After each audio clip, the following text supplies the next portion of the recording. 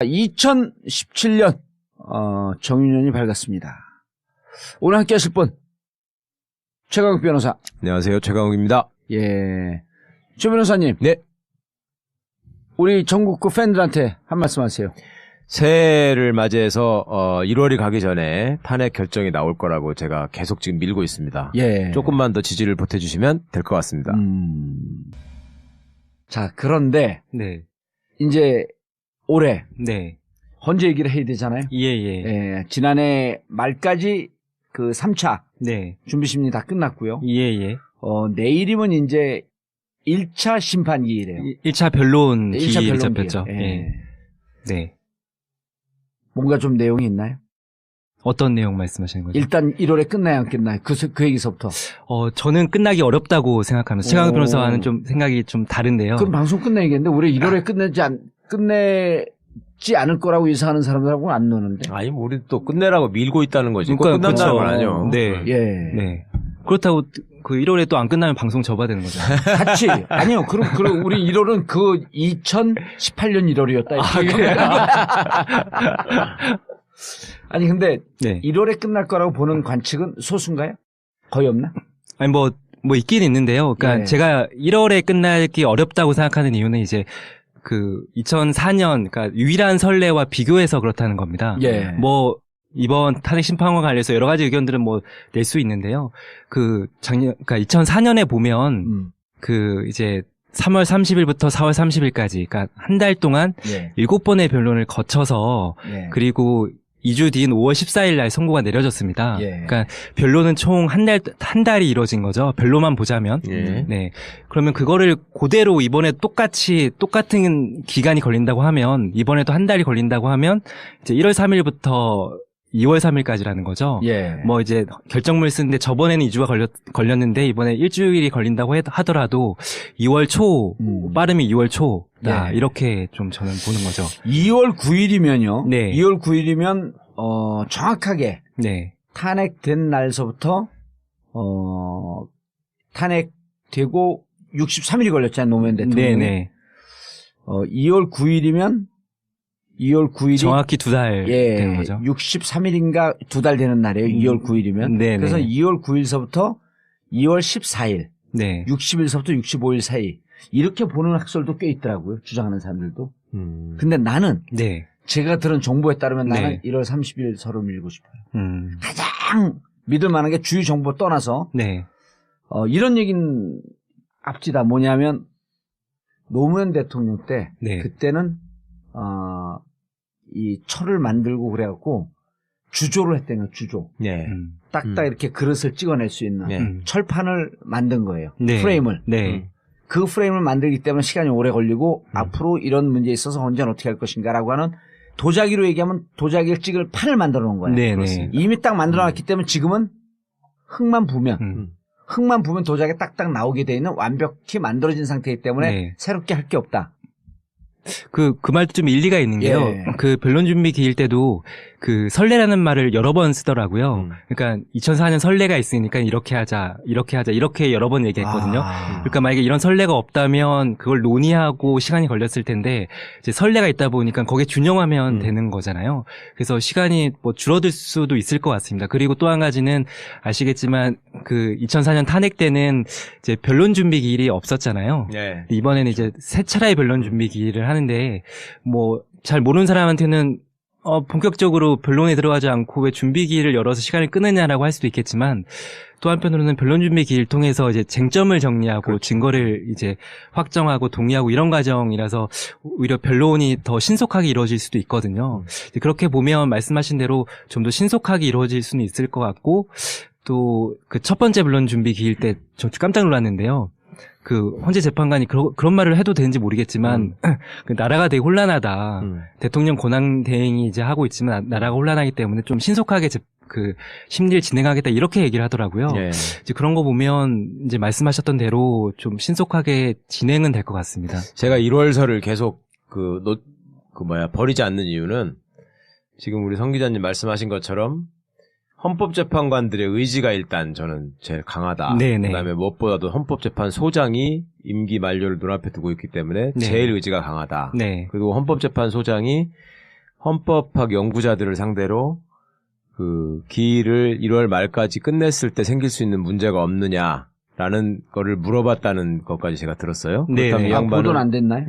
예, 뭐 일부 약간 그런 뉘앙스로 보도가 된 것까지 봤는데 이분은 제 느낌에는 저기 지금 설이 1월 말이잖아요. 그렇죠. 1월 27일부터 7일부터, 예. 시작하죠. 그러니까 저는 적어도 1월 26일까지는 본인이 소장으로 있으면서 국민들에게 설에 가가지고 헌법재판소가 이렇게 공정하고 신속하게 재판을 진행해서 이거는 탄핵이 파면으로 결론 날 수밖에 없겠구나 라는 얘기를 분명히 남겨주고 싶어 할 것 같아요. 그리고 성 기자님 지적하신 것처럼 준비기일을 지금 굉장히 밀도 있게 하고 있기 때문에 네. 그 단계에서 지금 쟁점이라는 것들은 다 정리가 될 것이고 또 그 상황에서 대통령 대리인단이 취할 수 있는 방식은 이걸 최대한 시간을 끄는 것밖에 없는데 네. 이거는 기본적으로 모순인 것이 잘못한 게 없는 사람이 시간을 끌어야 될 이유는 없거든요. 그러니까 잘못한 그렇죠. 게 없다고 주장하면서 시간을 끈다는 거는 잘못한 게 많다는 자백밖에 안 되기 때문에 네네. 헌법재판관들 입장에서는 얼마든지 그거를 잘라낼 수 있어요. 그리고 기일을 지금 지난번 노무현 대통령 탄핵 심판 때처럼 하지 않고 일주일에 2번, 3번을 넣을 수도 있다는 얘기가 나오거든요. 네네. 그럼 그렇게만 되면 횟수로 보나 뭐 쟁점 정리 차원에서 보나 그리고 이제 노 대통령 때는 기각을 해야 되니까 네. 여러 쟁점에 대해서 다 살펴야 되지만 인용을 하는 상황에서는 뭐 꼭 그렇게 하지 않아도 되기 때문에 네. 저는 1월 말 가능성을 절대 포기하지 않겠습니다. 이게요, 나는, 물론 같이 방송을 해서 그런 건 아닌데, 네. 처음에 우리가 1월 말설을, 사실 우리 이외에는 거의 얘기를 안 우리가 제일 했어요. 먼저 했어요, 이거 네네. 진짜야. 우리가 제일 먼저 얘기했는데, 점점 시간이 지나면서 1차, 2차, 3차 준비기를 보면서 사람들이 이게 마인드가 바뀐 사람들이 있어요. 네네. 그리고, 헌법학 전문하는 교수, 예. 이 헌법학 전문하는 교수들이 헌재 심판에 대해서 제일 빠삭하거든요. 네네. 그리고 또 이제 실무 경험도 있는 사람들은 점점 비율이 이쪽으로 돌더라고요. 1월 말설로. 네네. 그리고 이게 농담을 이렇게 얘기하는 사람들까지 있어요. 온 국민에게 얼마나 큰 선물이냐. 그렇죠. 두 번째, 실제 경제가. 네. 그러니까 이분들이 헌재의 탄핵 심판. 그러니까 이게 그 파면을 시킬 거냐 말 것이냐를 따지는 거 아니에요. 네네. 형사소송에서 따지듯이 유무죄를 따지는 게 아니고. 네네. 유무죄 따지는 거 할 얘기가 많거든. 국민의 주권 위배했냐. 네. 그 다음에 권한남용했냐. 그 다음에 그 언론 탄압했냐. 생명권 위반했냐. 그런데 이거는 오히려 더 깔끔하게 떨어진다는 거예요. 예. 그러면서 이 사람들이 고민하는 두 번째가 뭐냐면 실질적으로 경제가 너무 개판이다. 경제가. 그래서 국정 중단에 대해서 가장 깊게 책임져야 될 곳이 헌재이기 때문에 이 부분에 대해서는 우리가 헌법을 따지는 것도 따지지만 지금 이 국가 상황에 대해서 고민을 해야 된다. 네. 근데 그 얘기를 했다는 거 아니에요, 헌재에서. 그렇죠. 그 1차 변론 기일 때 바로 그러니까 그 얘기를 하더라고요. 준비기일에서 사실은 헌재가 많은 의지를 보였죠. 네. 그래서 사실은 좀 더 빨라지겠구나 생각하는 네. 사람들이 늘어난 거지. 증언 증거 막 기각 해버린 거 아니에요. 그 신속한 것도 있겠지만 지금 말씀하셨듯이 이게 누가 보더라도 헌재 재판관들이 그 박근혜 대통령 쪽 대리인들한테 우호적이지 않구나라는 걸 여러 번 느꼈습니다. 뭐 대표적으로 이제 세월호 7시간에 대해서도 그랬고요. 2차 이제 변론 준비 기일 때 같은 경우는 이제 대통령 쪽 대리인들의 이제 들고 나온 것 중에 하나가 이 절차적으로 문제다. 탄핵할 때 이제 법제사법위원회에 회부시켜서 조사를 하게 해야 되는데 네. 조사를 하지 않았다. 뭐 네. 비롯해서 여러 가지 절차적 문제를 거론했거든요. 그러니까 본안 들어가기 전에 절차적 문제로 시간 끌어보자 이건데 네. 바로 잘라버리더라고요. 근데 이제 거기에서는 이제 법무부 의견서가 되게 주요하긴 했는데 이제 그런 거 보니까 확실히 이제 헌재 재판관들이 저울 추는 기운 것 같죠. 그렇게 그러니까 느껴지는 거예요. 박근혜 네. 정부의 법무부가 지금 탄핵 네. 사유가 인정된다고 지금 의견서를 냈거든. 네네. 그리고 또 하나가 아까 말씀하신 잠깐 언급했지만 세월호 7시간 문제에 대해서 헌재가 단호하게 나갔다라는 말씀이 네. 그거잖아요. 온 국민이 다 그날 자기가 뭐 했는지를 기억한다. 네. 어? 네. 그날 뭐 했는지 상세하게 밝혀라. 이거 네. 한 얘기한 부분 때문에 그렇죠. 그렇잖아. 네. 네. 그러니까 그거는요 또 법률적으로는 중요한 게 뭐냐면 그거는 예를 들어서 세월호 7시간이 공백으로 남아있다는 것 자체가 탄핵 사유예요, 지금. 그러니까, 아하. 그거를 일일이 다 밝히는 거는 저쪽에 그냥 의무일 뿐이지, 맞아요. 밝히거나 말거나, 그거는 그냥 이미 나와 있는 확정된 사실이야. 나는 하호영 기자가 그 얘기할 때 뭐 이해를 못했거든. 예. 유경 그러니까 가장 절실한 사람이 누구냐면 그 세월호 유가족들인데 네. 이분들은 논리와 철학이 필요 없이 이 사태, 이 참사의 핵심에 쫙 가 있는데 유경근 이은 아빠 유경근 씨가 그랬잖아요. 정말 아무것도 안 했나요? 중요한 일 하나도 안 했어요. 난 그때는 사실은 가슴은 아프지만 네. 무슨 얘기인지 몰랐어요. 근데 나중에 헌재 준비기일 지나는 걸 보면 아무것도 안 하지 않았냐. 네네. 그럼 뭘 했다고 하면 얘기를 해봐라. 그렇죠. 그게 이제 이해가 되더라고요. 예. 그리고 헌재 재판관이 한 얘기가 본인이 직접 밝혀라라고 했어요. 지금 뭐 청와대 이미 올라갔잖아요. 그렇죠, 뭐 박근혜 사이트에 대통령이 올라 뭐 있는 그날 거. 뭐 했다 그러니까 그날 뭐 했다라고 올라왔는데 그게 아니라 본인을 밝혀라. 본인이 또 재밌는 건 이런 표현도 있어요. 그 공적인 것도 있고 사적인 것도 있을 텐데 밝혀라. 근데 이게 뭐 정확한 워딩이 그러니까 해석하기 나름이긴 해요. 그러니까 뭐 사적인 걸 빼고 밝히라던가 그러니까 밝히라고 해석할 수도 있겠지만 또 한편으로는 대통령이니까 공적인 것도 있고 사적인 것도 있을 텐데 모두 밝혀라. 저는 이렇게 이해를 했거든요. 그러니까 사적이라는 이유만으로 뭐 공백으로 두지 말고 무조건 다 밝혀라. 그렇죠. 좀 이렇게 이해되고 또 아까 말씀하셨듯이 본인이 밝혀라. 이거는 대한민국 사람이면 누구나 그날 무엇을 했는지 다 기억한다. 특별히 너무나 특별한 날이기 때문에. 네, 그리고 박근혜 대통령 당신이 더 잘 대통령한테는 더 특별한 날이기 때문에 밝혀라. 좀 이렇게 얘기했거든요. 처음에 우려했던 것보다는 많이 네. 아닌 것 같아요. 그러니까 일단 기본적으로 주권자의 뜻이 엄중하다는 걸 이 사람들이 너무나 느끼고 있고 또 하나는 이런 상황에서 만약에 법률가라는 탈을 쓰고 억지를 쓰면서 예를 들어 재판을 진행한다거나 무례한 논리를 전개한다 그러면 네네. 이거는 법률가로서의 삶도 끝나는 것일 뿐만 아니라 자연인으로서도 그 생명이 아무 가치가 없어요. 그런 사람이 헌법재판소에 있다는 것 자체가. 그럼 뒤집어서 얘기하면 이렇게 딱 떨어지고 네. 하자가 없는데 네. 시간을 늦출 이유가 뭐가 있어요? 아니 그러니까요. 그래서 그 쟁점을 5개로 크게 정리를 했잖아요. 헌재가. 네. 그것도 상당히 중요한 부분이거든요. 그러니까 그게 원래 이렇게 5개 정리하면 시간을 끌려면 그거 다 불인정 해버려야 된다는 거 아니에요? 그렇죠. 아, 아니 지금 이제 대리인들 다 불인정하고 있습니다. 했어요? 그러니까 사실관계 했는데, 모두를 인정하지 않겠다. 특히 그 뭐 2차 변론 기일 같은 2차 변론 준비 기일 같은 경우는 이제 이용훈 전 대법원장이 한 말까지 얘기하더라고요. 그렇죠. 예. 무슨 그 검찰 조서를 뭐 버려라 공판 이렇게 했다. 중심주의. 예. 그러니까 그건 형사재판에서 하는 거지. 이 양반들이 기본 변호사. 그렇죠. 아우, 그러니까 정말 기본이 안 돼 있어. 그러니까 기본이 안 돼 있는 거지. 검찰 조사를 다 부정하겠다. 예. 사실조회도 이제 그래서 나온 거거든요. 아니 유무죄 따지는 거는요 검찰에서 따지라는 거예요. 검찰하고 헌재 네. 그 대리인단하고. 근데 지금 헌법 위반은 검찰이 준 자료가 아니잖아요 이게.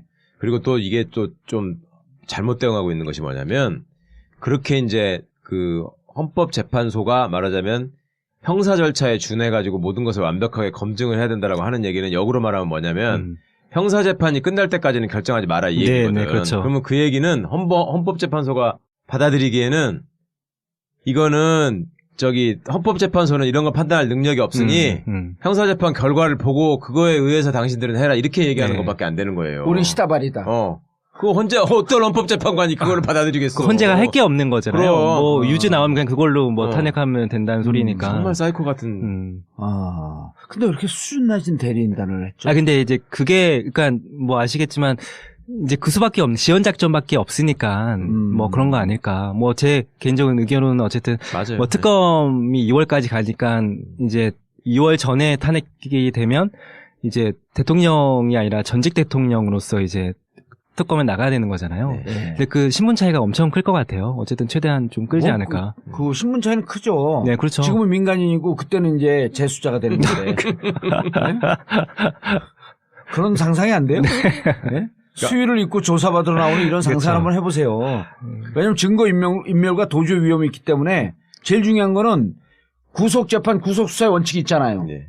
증거인멸. 불구속의 원칙이에요. 불구속의 원칙이야? 무죄 추정의 원칙. 무죄 추정의 원칙인데 네. 근데 증거인멸 가는 위험성이 있어. 그럼 구속 아니에요. 그렇죠. 왜 구속 사유가 되니까. 구속 사유가 되는 네. 거지. 근데 증거인멸을 지금 하려고 그러고 있잖아. 근데 또 뭐 박근혜 대통령이 또 도주의 우려는 없으니까 또 뭐. 아니야. 증거인멸이 더 크죠. 요새는 또 범죄의 중대성 때문에. 아, 그쵸. 예, 되기 맞습니다. 때문에 네네. 상관이 없는데 아까 이제 쟁점 5개가 중요하다고 말씀드렸는데 네. 이거는 소송 절차적으로는 어떤 의미가 있냐면 헌재가 네. 마음을 먹으면 한 쟁점당 한 기일 내지 두 기일로 끝내버릴 수 있어요. 네네. 그렇게 정리해서 시간을 절약할 수 있는 방법이 있고 또 하나는 그 형사 절차를 이 사람들은 지금 염두에 두면서 저 박근혜 측 대리인단은 네네. 그러니까 증거를 다 부동의하고 그렇게 되면 증인들을 다 전원 신문해야 되는 그렇죠. 거 아니냐 이런 예. 주장을 하고 있는 것인데 네네. 지금 헌법 위반을 다루는 헌법재판소의 입장에서 사실은 필요한 증인이 박근혜, 예. 안종범, 정호성, 최순실 이거면 끝나는 이거밖에 거예요. 없어. 그러니까 세 명만 채택을 했지. 그럼 끝이야. 네. 그거 가지고 충분히 판단할 수 있거든. 무슨 일이 벌어졌는지를. 그리고 물적 증거로 이미 지금 안종범 수첩이나 그쵸. 정호성 녹음이나 예. 이거는 그걸 뭐 부인할 수가 없기 때문에 네. 그리고 그 사람들 불러다가 물어본다는 거 아니야. 그러면 되는 거니까. 청와대 관계자들 네. 그 핸드폰이나 이런 데서 복원시켰다잖아요. 또 다. 예. 그러니까 나왔다는 거니까. 저게 나왔잖아요. 주사 아줌마 들어가신다. 예. 이게 뭐야 이게.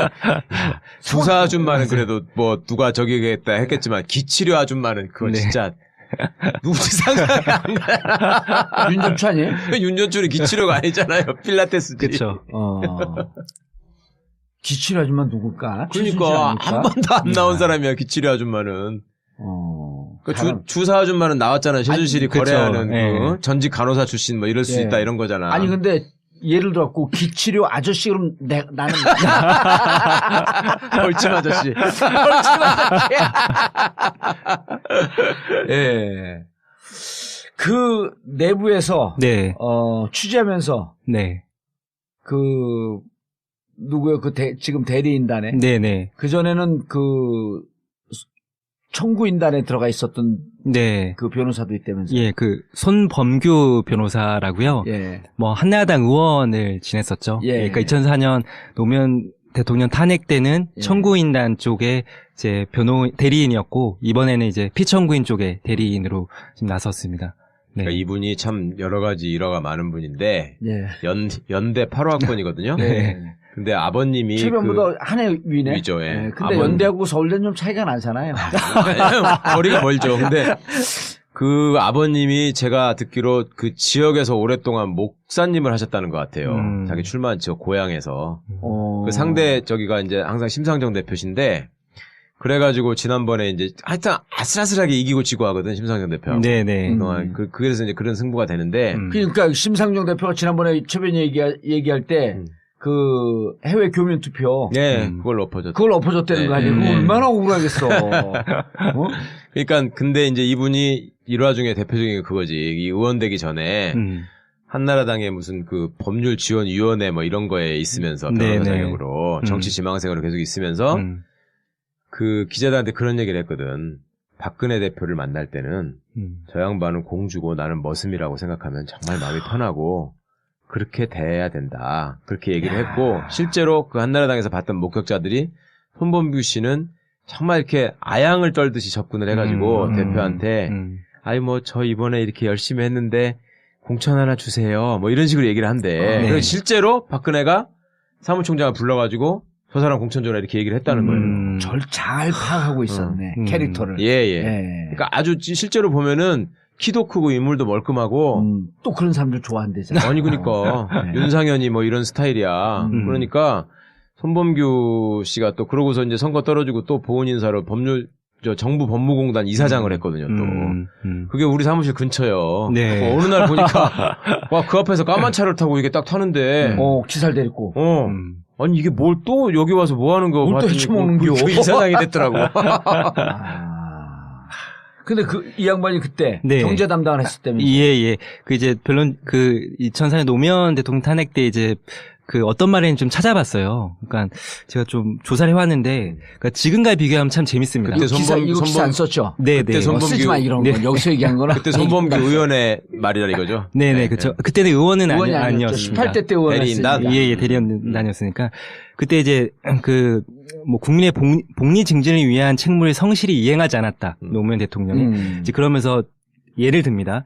대통령 취임 이후 3.1%의 낮은 실질 경제 성장률을 기록했다. 참고로 2016년에는 2.6%로 기획재정부가 예상을 하고 있습니다. 박근혜는 2.6%. 네네. 그리고 가계빚이 430구조를 초과하고 있다. 지금은 1,300조 원입니다.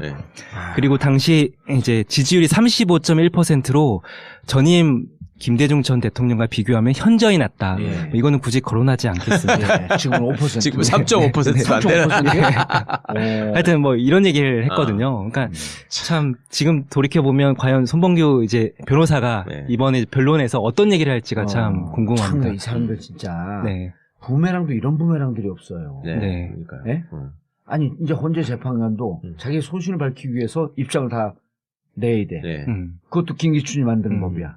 어? 손범규 이때 이 사람이 네. 썼던 거에 비하면 이건 다 탄핵 사회 아니에요? 그렇죠. 그렇죠. 그때 비해서 이 가계 부채는 3배가 늘었어. 그러니까. 인구는 줄었는데. 그러니까 변호사들이 모였을 때 그런 얘기를 우리가 한 적이 있어요. 왜 저 사람들이 저걸 맡았을까? 네네. 그러니까 예를 들어서 지금 이게 떠오르는 해 같으면 박근혜가 네. 다음 공천이나 무슨 강요 자리나 이런 걸 노리고 할 수 있는데 그것도 아니잖아요. 그렇죠. 그죠? 왜 저러나? 왜 그래? 그랬더니 그나마 가장 설득력 있는 다수설이 뭐냐면 나중에 지나고 남은 사람들한테 나는 옛날에 대통령의 대리인이었다. 내용과 무관하게. 누구 대통령이라는 얘기를 안 하고. 그러면은 이게 그렇죠. 먹어주지. 레떼로 광팔기 좋잖아요. 네. 그리고 또 어쨌든 수입료가 좀 올라갈 수 있는 거지. 그렇죠.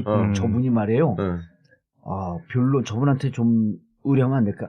저분은 대통령을 변론했던 분인데, 그걸 꼭 좀 해주세요. 아니, 그러니까 내가 공 하나 더 붙여야 되는데. 내가 닭광 하나를 팔아도 네. 이게 청와대 들어가던 거다. 그쵸. 이거하고 다른 그런 식이야 말하자면. 그러면. 그런 거를. 이게 뭐 나중에 선거 나갈 때도 그냥 박근혜 빼고 그냥 대통령 그렇지. 대리인다 이렇게 하면은 예. 뭐 특히 여론조사 할 때는 뭐 짤막하게 뭐 이렇게 경력 두세 개만 들어가잖아요. 20자 안에. 그렇죠. 대통령 대리인, 그 다음에 사법고시 몇 회 패스 네. 대통령 대리인. 예. 뭐 국회의원 뭐 이렇게 하면은 딱 먹어주는 거지. 사람들 착각해서라도 뭐 네. 뽑을 수도 있으니까. 네. 아니, 심지어는요, 청와대 네.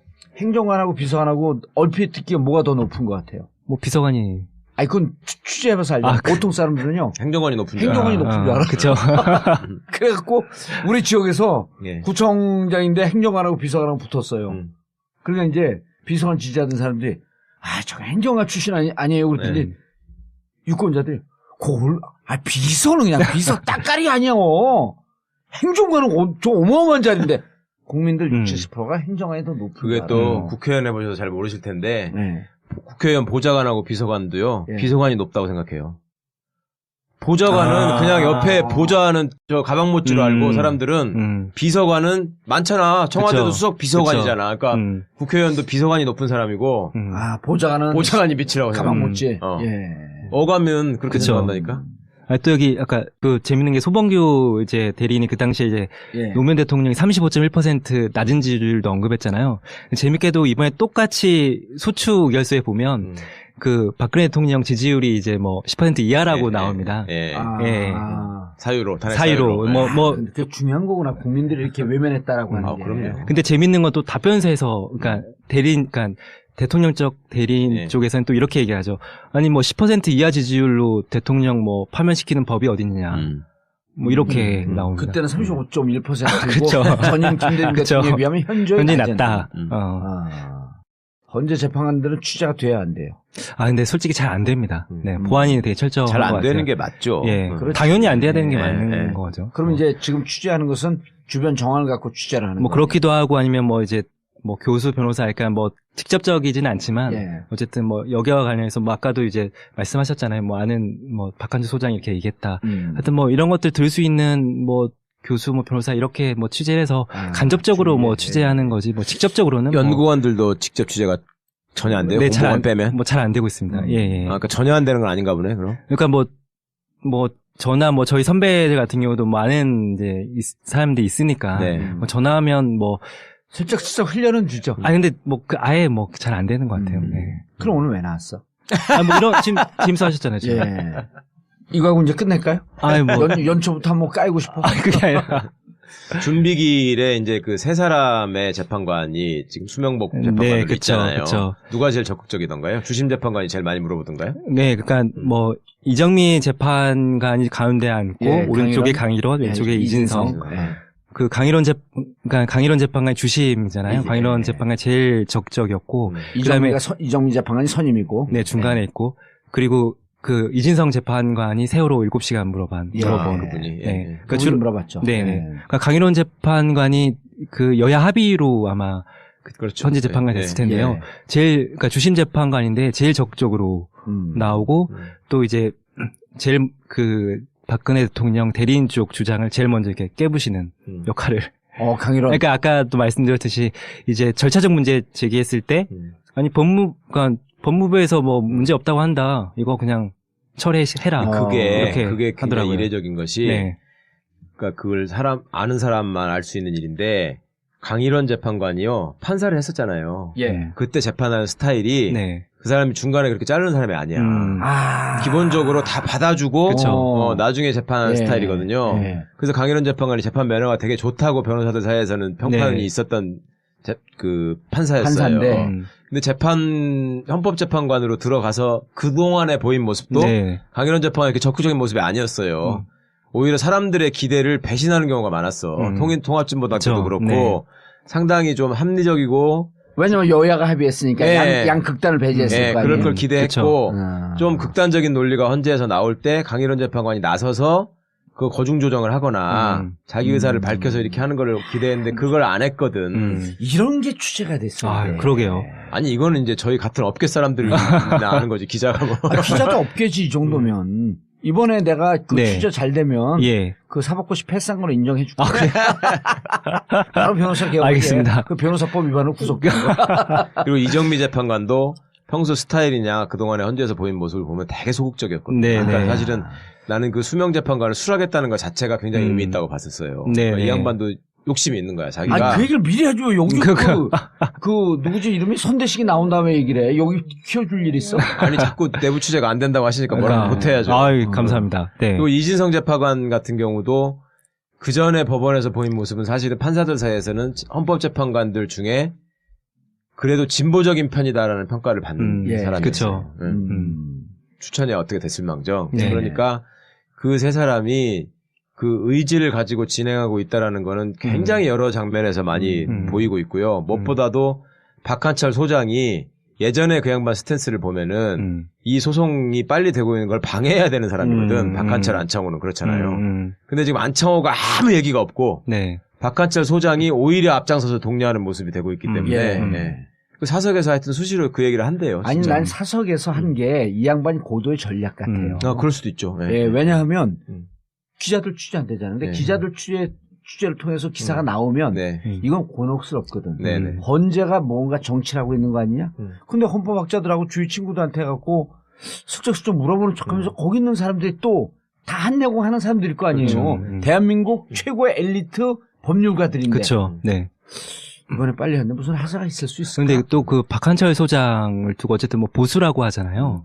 근데 제가 얼마 전에 법무부 쪽 사람들 만났는데 촛불 집회 때 박한철 그 당시에 이제 법무부 아니, 그 검찰이 있었더라고요. 네. 직접 어느 나갔다고 촛불 하더라고요. 집회 때요? 그러니까 광우병 광우병 당시에. 2008년? 네. 예. 네. 그러니까 뭐 정확히 이제 광우병, 그러니까 촛불의 민심이 좀 어떤지, 그러니까 그전에는 뭐 보수 언론으로부터 광우병 촛불이 뭐 폭력적이고 좌파 세력이 주도하고 막 예. 이렇게만 보도 나왔잖아요. 근데 직접 눈으로 보고 싶다고 해서 직접 나갔다는 거예요. 검찰에 있을 때? 예, 예. 아, 적극적인 예. 사람이네. 그래서- 아니, 나름 그러니까 자기가 굉장히 반듯하고 합리적인 보수라고 자임하면서 네. 사람들이 이렇게 알아주기를 바라는 스타일이라니까. 그러니까 무조건 뭐 보수다 뭐 이런 건 아닌 것 같고 예. 어쨌든 안창호하고 좀 다르지 그러니까. 그럼 우리가 박사모 2를 만들까? 박한철 사랑하는 사람들의 모임. 아니 그냥 머리털만 좀 나게 좀 될까? 아, 풍성교! 아, 이번에 잘하면. 풍성교회. 풍성교회. 그래. 풍성교회 해갖고 1년 뒤에. 아, 박한철 동생을 만들어줄게. 박두철로 딱 다 환생할 수 있게. 예. 아. 아니, 그 메뚜기도 한철인데. 이번에 밀어줘야지. 그리고 하나만 더 보태자면요. 네. 그게 이제 들으시는 분들도 아마 검색을 해보시면 제 말이 맞다고. 아니, 하나 더 하기 느끼실 전에. 텐데. 예. 그거 너무 재밌었고, 광고 꼭 해야겠다. 아, 예. 여성 여러분, 골반이 삐딱하면 허리가 아파요. 무슨 얘기 하려고 예. 그랬죠? 그러니까 이제 그 검색을 해서 아마 비교를 해보셔도 이게 맞다고 느끼실 수 있을 것 같은데 전직 헌법재판관 분들이 네네. 이번 사태를 맞이해서 이제 언론에서 많이 인터뷰를 요청하고 그분들이 많이 발언을 하셨어요. 네네. 근데 그분들이 그 전까지는 되게 신중론이었어. 이거 재판 오래 걸릴 수밖에 없다. 예. 쟁점이 너무 많다. 오로지 조대환 재판관만 조대환인가요? 조대현. 조대현. 네. 조대현 재판관만 네. 적극적이잖아. 왜냐하면 아주 진보적인 인사니까. 거의 그 양반도 계속 한자를 깔면서 얘기했거든요. 근데 하여튼 그때 이제 이분들이 또 얘기했던 게 형사소송 절차를 준용할 수밖에 없기 때문에 네네. 시간이 갈 수밖에 없다. 그런 얘기를 계속 중심으로 했었거든요. 네네. 근데 요즘은 바뀌었어요.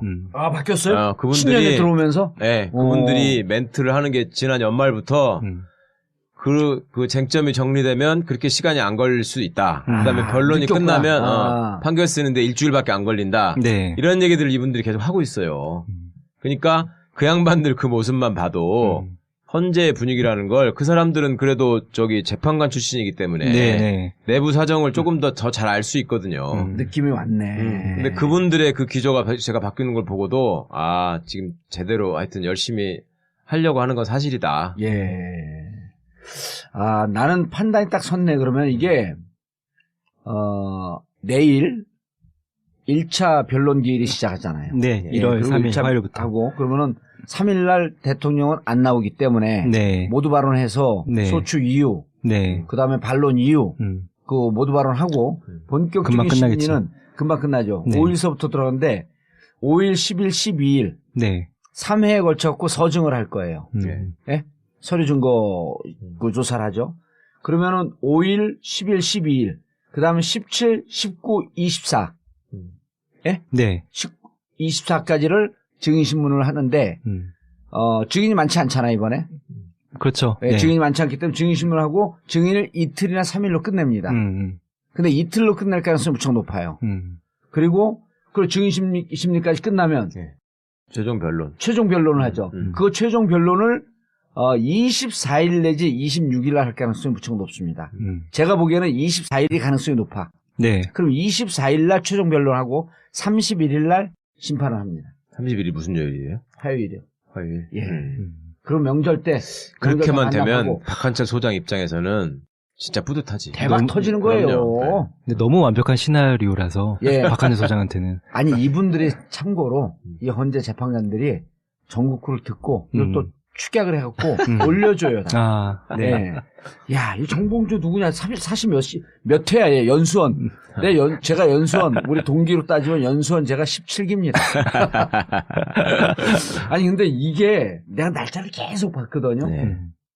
이게 변론도 2번 잡고. 네. 서증은 보통 2, 3회 잡을 거라고 다들 예측을 하잖아요. 네. 증인신문도 2, 3회 잡을 거라고 예측을 하는데. 네. 이거를 둘 다 2번으로 끝낼 수는 없어요. 둘 중에 하나는 3회를 잡고. 네. 서증이 더 중요하잖아요. 딱 끝나잖아. 근데 이거를 또 증인신문도 3번을 잡게 되면 31일을 넘어가. 그래서 증인신문을 2번 정도 할 것이다. 뭐 굉장히 설득력 있는 예측이고요. 예. 내가 방금 또 하나 생각났어요. 하나 보탤게. 이게 재밌는 건데. 네. 지금 헌재가 스포트라이트를 받으면서 이렇게 쫙 가고 있잖아요. 네네. 언론이 사실 지금 헌재에 집중돼서 취재를 하잖아. 법원 출입 기자들이. 그렇죠. 네. 대법원이 지금 예. 얼마나 불안해가지고 요새 무슨 플레이를 하냐면 왜? 아니 헌재 제가 늘 말씀드렸잖아요. 헌재는 찍기 대신데. 헌재와 대법원. 제일 서로 의식하고 있다고. 헌재와 대법원은 대법원. 헌재를 의식하고 헌재는 대법원을 의식하고 서로 경쟁 관계에 있는데 통상 대법원 대법관들은 대법관이 못된 사람이 좀 한 수 아래 A-가 헌재에 간다 이렇게 생각하고 예, 있잖아요. 자기들은 자기들이 한 급 높다고 생각하는데 국민들이 지금 받아들이는 게 중요하거든요. 그쵸. 근데 봐봐. 모양의 헌법재판관들은 지금 야 대통령 직접 나와서 해명해.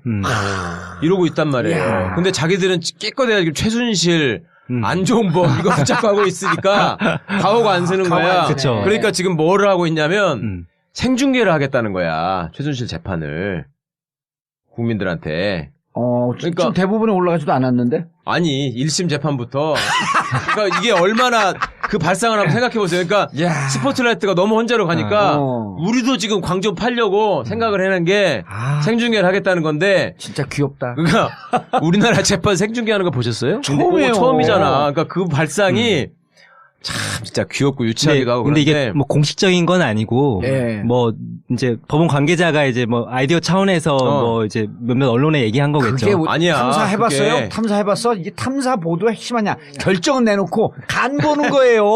구체적으로 그런 얘기도 나왔다니까요. 그래서 대법원 규칙을 바꿔야 되기 때문에 네. 그건 대법원 규칙은 대법관 회의에서 바꾸거든. 그거를 빨리 대법관 회의를 열어가지고 바꿔야 된다는 말까지 나왔어 지금. 약간 뭐 중계 하는 걸로. 이 아이디어를 가지고 있는 사람이 그거를 또 기자한테 근데 이게 들이 이렇게 한번 선례 남기잖아요. 네. 나중에 정봉주 다시 들어갈 리는 없지만 이렇게 정치적으로 민감한 재판을 공개 재판을 하라고 요구하게 되면 빠져나갈 길이 없어요. 네. 지금은 자기도 광팔 위해서 하잖아. 근데 분명히 이게 진보 진영만 계속 정권을 잡지는 않잖아요. 보수 진영 잡으면 또 다시 유신으로 회귀하려고 하는 인간들 나오거든. 예. 그럴 때 사람들을 블랙리스트나 뭐로 옥죄갖고 재판 붙일 때 국민참여재판을 갖고 공개해버려라. 그럼 어떻게 안 공개하겠어?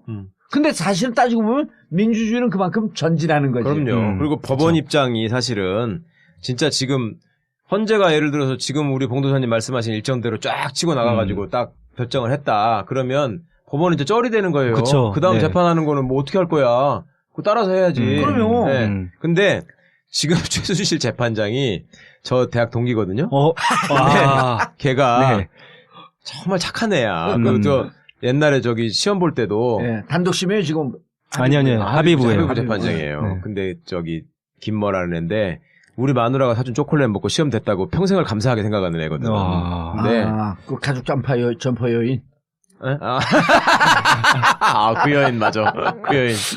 근데 그 친구가 원래 스타일이 굉장히 얌전하고 소극적인 네. 전향적인 서울 모범생이에요, 얘가. 네. 그러니까 지가 먼저 무슨 광팔려고 이거 생중계 합시다 이럴 사람이 아니거든. 걔는 그리고 처음에 이 사건 재판장도 아니었고 네. 맞아요. 다른 재판부로 갔었는데 네. 그 동기 변호인이 선임되는 바람에 지금 이쪽으로 넘어왔거든. 맞아요. 그래가지고 마음이 무거운 사람이야. 그러니까 이거는 순전히 부담스럽겠네. 대법원이 주도해가지고 지금 하는 거거든. 내가 만약에 생중계를 하고 뭐 이렇게 한다면 네. 그 대법원이 지금 또 그 대법원이 뭐에 등장해요? 저기 수첩 보니까 저기 대통령 이제 대법원장 뒷조사 한다네. 양승태. 맞아요. 그리고 뭐 판사들 뭐 하는지 다 보고 있다네. 그리고 뭐 하라고 춘천지방법원도 네. 했고. 뭐 하라고 또 지시한다네. 또 뭐 주목받는 판사 해가지고 얘네들 징계하라고 했고 또 징계했네. 요런 걸로만 나왔어요 대법원이 지금 이 국면에서. 진짜 완전 스타일 진짜. 야, 스타일 빠지네. 뭐 어떻게든 이걸 만회하고 싶은 거야 지금. 맞아요. 네. 아니 그리고 양승태 입장에서는 자기가 역사상 가장 중립적이고 네. 또 가장 정치력이 뛰어난 네. 법률가라고 보고 있잖아요. 근데 등산 가는 게 사찰된 거 아니야. 그렇죠. 등산을 좋아해요 그 양반이 네. 원래. 맞아. 그리고 그때 너무 좋아해. 맞아. 그때도 대법관을 그만두고 다른 그 로펌 가지 않고 세계 여행을 떠났잖아요. 네. 예? 그랬었죠. 네. 왜냐면 양승태 이 양반이 내 BBK 주심이었거든. 네, 맞아요. 근데 알고 있잖아요. 그 판결 안 내고 떠난 거예요. 그건 무척 정치적인 거예요. 민감한 맞아요. 사안에 네, 대해서는 네. 손 안 대려고 한다고. 그리고 로펌 안 갈 때 많은 사람들이 그리고 그해 11월인가 그 대법원장이 되거든요. 저 양반이 대법원장 되려고 정치하는구나. 딱 그렇게 느꼈지. 알았는데 네. 이 양반이 느닷없이 이명박 정권에서 대법원장이 된 사람이 사찰이 됐어? 더구나 김기춘 고등학교 후배요. 그래 직속 후배고 대학도 후배고 뭐 이래가지고. 우리가 남이가. 그럼요. 그러니까 그 사찰하는 김기춘의 입장에서는 양승태는 당연히 내가 돌보아서 저기 정리해야 될 그런 그냥 후배인 것이지 대법원장으로 생각을 안 했을 거예요. 그러니까 그렇게 다 따라다니고 저기 한 거고 양승태 입장에서도 그걸 몰랐을 리 없는데 다 감수하고 인정한 거지. 최순실이 하라니까. 솔직히 말해서 그거 징계하라고 그 지시 내려갖고 그대로 해놓고 지금 와서 무슨 할 말이 있냐고 그쵸. 자기가 쪽팔린 줄 알아야지 진짜로. 야, 근데 대법원이 이렇게 한다라고 하는 건 대법원도 1월까지 하면서 광을 이빨 땡긴다. 그렇죠. 네. 하여튼 저쪽으로 스포트라이트가 집중되는 견디가 힘든 거야 지금. 근데 사람들이. 지금 이 스포트라이트이 빠져나갈 길이 없잖아요. 그렇죠. 그리고 또 관심이 1월에 할 거냐, 3월에 할 거냐, 박한철 있을 때 할 거냐, 맞아요. 이정미가 할 거냐, 63일째 할 거냐, 모든 관심이 쏠려 있으니까 미치겠네. 그럼요. 네. 제가 저거 하잖아요. 채널 A에 예? 네. 외부자들 네.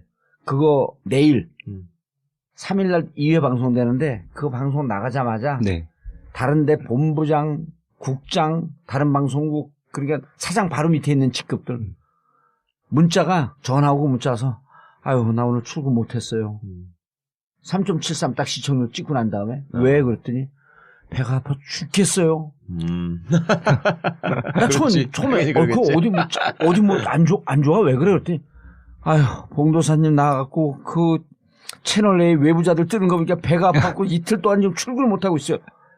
방송 하나도 그런데 양승태 대법원장 입장에서 자기들 완전히 지금 어디 뒷조사나 당하고 그렇죠. 뒷조사나 하고 시키는 대로만 하고 네. 그런데 지금 헌재는 역사상 가장 중립적이고 위대한 재판을 하고 있는 더군다나 지금 내가 그 생중계 발상이 참 깜찍하다고 느낀 게 귀엽긴 하다. 우리 선 기자님 아시겠지만 헌재 공개별로는 자동으로 생중계해요. 네, 그렇죠. 인터넷으로 네. 생중계하잖아 헌재가. 네, 맞아요. 아, 맞아. 우리 통합진보다 할 때 했지. 맞아요. 네. 그러니까 지금 대부분은 너무 이게 광팔 게 없는 거고.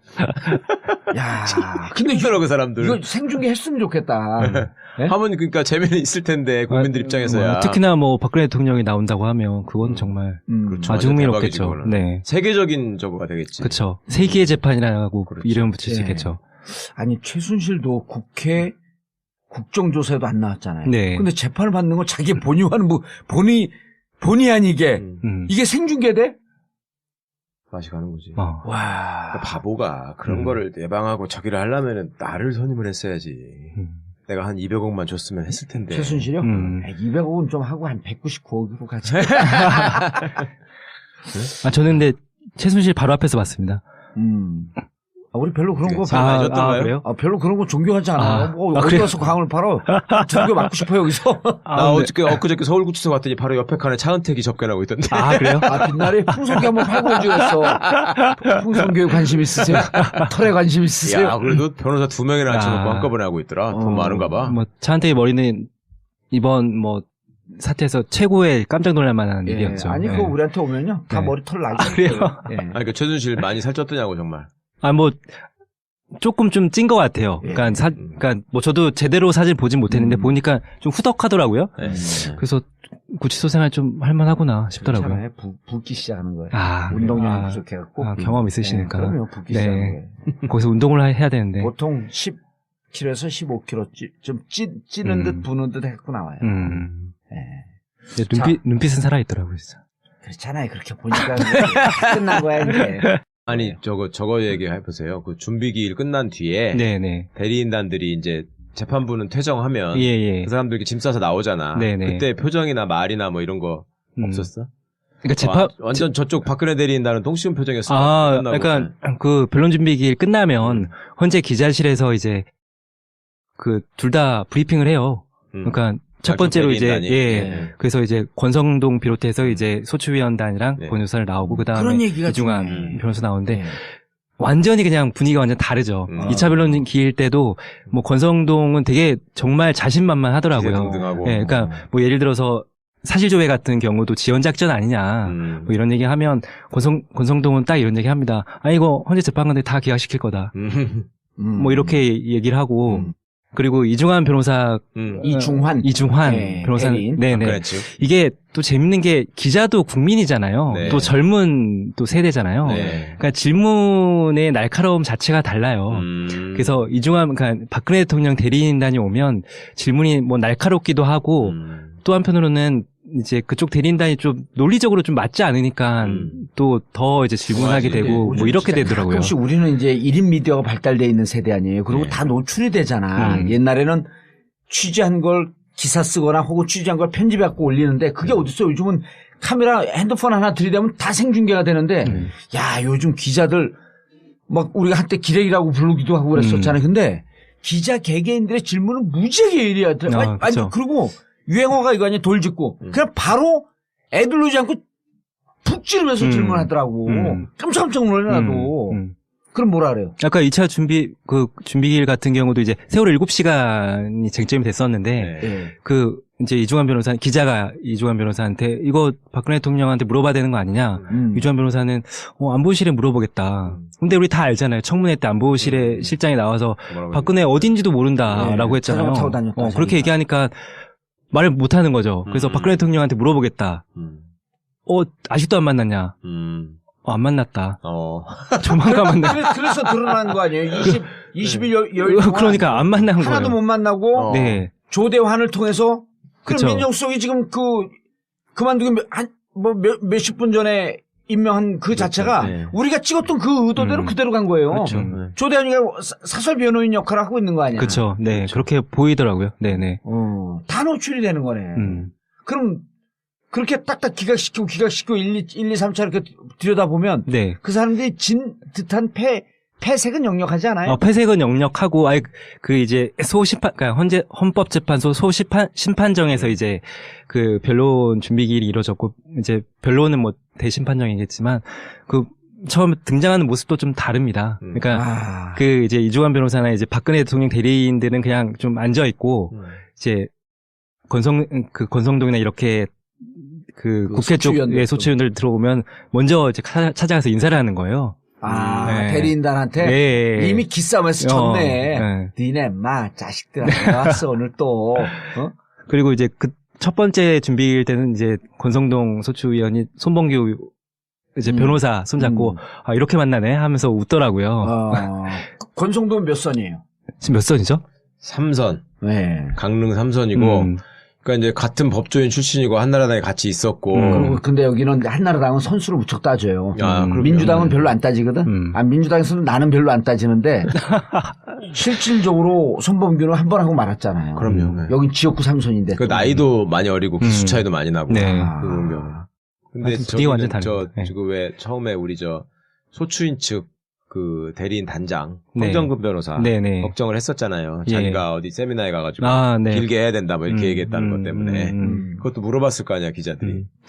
근데 뭐 그거와 관련해서는 뭐 따로 물어보진 않았어요. 왜냐하면은 워낙 적극적으로 하기 때문에 헌재 재판관들이 그러니까 헌재 재판관도 적극적으로 하고 그리고 변론 준비 기일 때도 되게 적극적으로 하고 황정근 변호사도 이상한 소리 안 한다. 근데 이상한 소리 안 하고 브리핑 때도 뭐 이제 이상한 소리 안 하니까 그러니까 기자들의 관심은 그 국회 쪽에 있는 게 아니에요. 국회 쪽 대리인단에 전혀 관심이 없고 박근혜 대통령 대리인단 쪽에 관심이 있는 거죠. 무슨 헛소리를 또 하나. 네. 그러니까 또 뭐 얼마나 또 어설픈 얘기를 하나. 그래야 기사거리가 되지. 그러니까요. 뭐. 국회 쪽은 뭐 기사거리 안 되고 다 국민들이 지지하고 있잖아요. 이미 싸움은 끝났네. 그러니까 기자가 보기에 취재하는 기자가 보기에 나는 8대1 내지 9대0으로 봤거든요. 30날까지 끝나면 네네. 몇 대 몇으로 봐요 기자들은? 9대0? 원사이드하게? 저는 9대0, 개인적으로 9대0으로 보고요. 다른 기자들 물어봤을 거 아니에요? 뭐 물어보지는 않았지만. 서로 만원 걸고 근데 이거는 뭐 기각될 거라고 생각하는 사람이 없기 때문에. 9대0이에요, 무조건. 이거를 무조건 9대0이에요? 이게 소수견을 지 이름 밝히고 써야 되는데 누가 그걸 써. 나 같으면 그때 쓰겠다. 저는 또 이게 법률가들은 그 정도의 용기가 없어. 저는 또 박근혜 대통령이 스스로가 4월에 퇴진한다고 했잖아요. 그렇죠. 4월에 퇴진한 대통령 두고 누가 이거 기각해서 이거 뭐 12월까지 정치적 의미가 크네. 그렇죠. 임기 채우겠어요. 4월에 가는데 4월에 가나 1월에 가나. 아니 어차피 스스로 물러나겠다는 사람을 지가 뭐라고 총대 메고 이 사람 나가면 안 된다고 그렇죠. 왜 거기다가 지 이름 걸고 재판관이 그럴 만한 재판관이 없는 거죠. 죽어서 몇백 년 동안 세상년만 남을 건데 그 이름이 아예 재판 자체가 의미가 없는 싸움이네. 이런 거네. 본인 스스로가 이미 퇴진하겠다고 했잖아요. 예. 이런 거예요. 축구 게임이 붙었어. 딱 붙는데 A팀 B팀 붙었어. 예를 들어갖고 우리나라하고 일본 붙었는데 일본 애들이 오늘은 2대0으로 질게요. 그러면 관중들이 갖고 3대0으로 지지 말고 꼭 2대0으로 져 하면서 응원할 사람 누가 있겠냐고. 그렇죠. 2대0으로 지든 100대0으로 지든 그냥 마음대로 해라 그러지. 그렇죠. 그런 거 아니에요? 그렇죠. 4월에 물러나겠다는. 네네. 거기에서 이미 싸움은 끝났고 그럼 그럴수록 더 명쾌해져서 1월 30일이에요. 뭐 그럴 수도 있죠. 네. 오늘 바꾼 거 입장을? 네. 들어가고. 되게 설득력 있네요. 그러니까 예를 들어서 그 박근혜 대통령 대리인단이 박근혜 측에 조금의 논리라거나 조금의 어떤 힘이라도 있다면 말입니다. 저런 수준의 대리인단이 구성이 안 된다고요. 그러니까 하다못해 옛날 저걸로 따지면 예를 들어서 권성동 같은 사람이 변호사로 있었다 치면은 저건 박근혜 대리인이거든. 네네. 그러면 권성동 같은 사람이 대리인단의 입장에서 기자들 앞에 쓴다면 그렇게 버벅거리지 않아요. 지금 대리인단 그 사람들처럼. 뭐라도 쇼맨십을 부리고 그런 또 말이라도 유창하게 하면은 또 듣는 사람들 입장에서는 그렇죠. 저기도 나름 뭐가 한 칼이 있네 이렇게 생각할 수 있는데 이 양반들은 지금 그것도 안 되는 거야. 내용은 차차하고. 내용은 차차하더라도. 그러면 이 심리가 노무현 대통령은 7차까지 갔잖아요. 오히려 그때는 기각시켜야 되니까 쓸 이유가 많다고 그렇게 얘기를 했잖아요. 근데 나는 그렇게 되면 변론 기일 그러니까 심리가 6차까지도 갈 이유도 없네. 왜냐하면 1, 2, 3차에서요. 그 전에 정상적으로 준비 기일이 없었으면 재판이 진행되면서 했을 3차를 미리 한 거로 봐야 돼요. 예, 뭐 그럴 수 있죠. 네. 증인, 증거 다 정리했잖아요. 네. 그러니까 뭐 집을 지려고 하는데 기소 다 닦고 땅 다 파고 기둥 꽂고 이제 흙만 부으면 되는 거야. 그럼요. 예. 아니 그리고 한 2번 정도 공개 변론을 할 때 예. 예를 들어서 대통령 대리인단 측에서 지금 예상하는 것처럼 이제 건건이 발목 잡으면서 이거 안 됩니다. 확인해 봐야 됩니다. 뭐 소환해 주세요. 이렇게 할 때마다 네. 그게 이제 계속 보도가 될 텐데 그럴 때마다 헌재가 받아들여 주는 것보다는 아이 그거 안 된다. 지난번에 다 정리하지 않았냐. 잘라버릴 게 훨씬 많을 거거든. 준비기일에 다 정리하지 않았냐. 다음 구역을 왜 하냐. 이렇게 되면 그 다음부터는 그 말도 이제 쫄아내 못할 뿐만 아니라 재판부 입장에서도 그거를 그렇게 신경 쓰면서 그렇게 안 해요. 이제 국민 여론이 어차피 그렇게 해서 또 시간 끌려는 것까지 표식에 역력해지면 가만히 있겠어. 사람들이 그쵸. 또 네. 저거 뭐 하는 짓이냐 막 얘기 나올 텐데. 그렇죠. 네. 그거 그렇게 못 끌어요. 그 재판관들도 그 어느 정도 직권주의를 좀 하겠다고 이거 했거든요. 원래 직권주의가 예. 원칙이야. 예. 그러니까 원래는 직권주의라뇨. 그러니까 이제 서로 뭐 변론이 있으면 서로 변론 얘기 다 듣고 이제 뭐 서로 동의하는 거면 이제 그걸 채택하고 막 이렇게 한다는 건데 지금 동의 부동의를 이제 다 듣고 하는 거죠. 네. 근데 이번에는 그냥 그 재판에서 어느 정도 이제 판단을 내린 상태에서 좀 진행을 하는 것 같아요. 그러니까 뭐 어느 쪽에서 뭐 부동의를 하거나 뭐 안 된다고 하더라도 이거는 그냥 이렇게 해야 된다. 그러니까 재판관이 어느 정도 좀 자신의 생각을 가지고 이제 그럼 가른 말을 자기들 분명히 타주겠다. 그렇죠. 네. 그게 직권주의다. 네. 그러니까 재판의 방식이 직권주의하고 변론주의하고 두 가지가 있어요. 예. 변론주의는 뭐냐면 민사소송처럼 당사자들이 제출하는 증거만 가지고 판단하는 거. 그 당사자들이 내는 주장만 가지고 판단하는 게 변론주의고 직권주의는 당사자들이 내지 않아도 당사자들이 주장하지 않아도 스스로 다 판단하고 스스로 확인하고 재판부에서 네, 네. 재판부가 주도적으로 하는 거죠. 예. 알겠습니다. 그럼 점점 더 얘기를 하면 할수록 1월 31일 설. 저도 빠져드는 것 같습니다. 근데 진짜 우리가 얘기를 하다 보니까 정리가 되는 거네. 절대 불가능하지 않다니까요. 노무현 대통령이 누가 그랬죠? 그 노무현 대통령 글쓰기 쓴 사람? 강원국 비서관. 강원국 비서관이 여기 가서 그랬잖아요. 자기가 말을 하면서 점점 정리해 간다. 네. 우리 오늘 말을 하면서 정리가 된 거야. 네네. 자, 특검 얘기를 할 거 없어요? 특검 얘기도 좀 한번 연초인데 좀 짚고 넘어가야지. 특검이 지금 제일 보면은 애초에 특검한테 기대했던 게 뭔지를 면밀하게 파악해서 확실히 그거에 따라서 움직이고 있는 거는 확실하잖아요. 그게 이제 대표적인 게 압수수색을 지금 굉장히 열심히 하고 있어요. 네, 그렇죠. 나는 압수수색을 약칭으로 압색이라고 하는 거 요즘 기자들한테 처음 들었어. 압색. 그리고 그게 이제 SNS에 압색으로 돌아요. 네. 그리고 또 우리 박영수 특검이 참 뭐랄까 영리하게 광을 팔고 있는 것이 기자들이 여론을 받아가지고 이렇게 물어보잖아. 예를 들어 세월호는 어떻게 할 겁니까? 그럼 해야죠. 청와대 압수수색 어떻게 할 겁니까? 해야죠. 우병우는 어떻게 할 겁니까? 당연히 해야죠. 뭐 이런 식으로. 정치적 감각이 있더래. 그러니까 한 번도 엇나가는 말을 한 적이 없어요. 지금 자세히 맞아요. 보면. 네네. 그러니까 이 양반이 여기도 지금 하여튼 참 그 세 명 경쟁시켜 놓으니까 재밌어. 그러니까 지금 10기와 13기의 싸움이야. 그러니까 헌재는 헌재대로 그러고 대법원은 대법원대로 조져하고 특검은 특검대로 야 주인공은 나야 막 나를 봐. 양승태는 좀 빠져 있었으면 좋겠어. 그래서 박영수 10기와 네. 그다음에 박한철 13기의 싸움. 그러니까 어찌 보면 포인트는 사실은 헌재로 가 있어요. 그렇죠. 박영수 정치를 이렇게 잘하지 않았으면 특검에 대해서는 관심이 바뀌거든. 그렇죠. 근데 헌재에 가 있는 관심을 끊임없이 카메라를 끌어대는 거야. 그렇더라고. 어찌 보면 조연밖에 안 될 박영수가 지금 주연으로 날마다 등극하고 있잖아요. 그렇죠. 네네. 그러니까 특검이 원래는 이게 상체리는 역할만 하는 거거든. 그럼 헌재가 딱 떠먹는 거고. 근데 지금 상체리는 거를 그냥 상체리는 거에 머물지 않고 나 지금 장 보러 간다! 막 그러고 돈 여기 많다! 이걸 지금 얘기하고 있는 거야.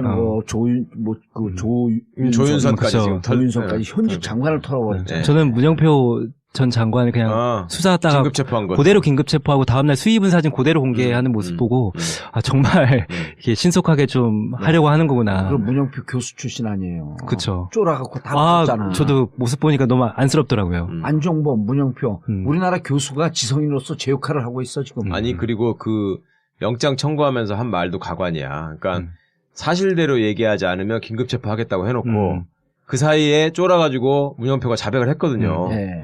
그러면은 사실은 그 논리대로 따지면 사실대로 얘기했으니까 지금 보내줘야 돼. 그럼 바로 구속영장 청구했거든. 그래서 왜 그랬냐 그러니까 지난번에 국회에 나가가지고 아니라고 위증을 했기 때문에 범죄 그리고 여기 와서는 다 사실대로 고발했고 위증죄를 왜 지들 처벌을 해? 이미 위증 사유됐다 이거야.